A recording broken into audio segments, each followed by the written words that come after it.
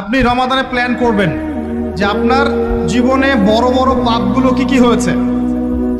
এই পাপগুলো যদি মানুষের সাথে জড়িত হয়ে থাকে, আপনি মানুষের সাথে গিয়ে গিয়ে ক্ষমা নিয়ে নেবেন।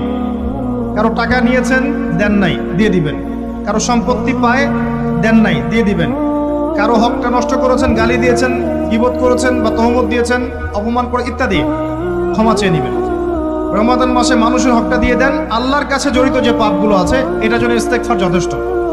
খালি যদি বলেন আস্তাগফিরুল্লাহাল্লাযী লা ইলাহা ইল্লা হুয়াল হাইয়ুল কাইয়্যুম ওয়া আতুবু ইলাইহি, এক সেকেন্ডের মধ্যে আল্লাহ পাক আপনার সমস্ত পাপকে নেকি দিয়ে পরিবর্তন করে দিবেন।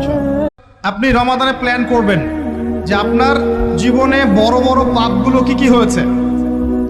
এই পাপগুলো যদি মানুষের সাথে জড়িত হয়ে থাকে, আপনি মানুষের সাথে গিয়ে গিয়ে ক্ষমা নিয়ে নেবেন। কারো টাকা নিয়েছেন, দেন নাই, দিয়ে দিবেন। কারো সম্পত্তি পায়, দেন নাই, দিয়ে দিবেন। কারো হকটা নষ্ট করেছেন, গালি দিয়েছেন, গীবত করেছেন বা তহমত দিয়েছেন, অপমান করে ইত্যাদি, ক্ষমা চেয়ে নেবেন। রমাদান মাসে মানুষের হকটা দিয়ে দেন। আল্লাহর কাছে জড়িত যে পাপগুলো আছে, এটার জন্য ইস্তেগফার যথেষ্ট। খালি যদি বলেন আস্তাগফিরুল্লাহাল্লাযী লা ইলাহা ইল্লা হুয়াল হাইয়ুল কাইয়্যুম ওয়া আতুবু ইলাইহি, এক সেকেন্ডের মধ্যে আল্লাহ পাক আপনার সমস্ত পাপকে নেকি দিয়ে পরিবর্তন করে দিবেন।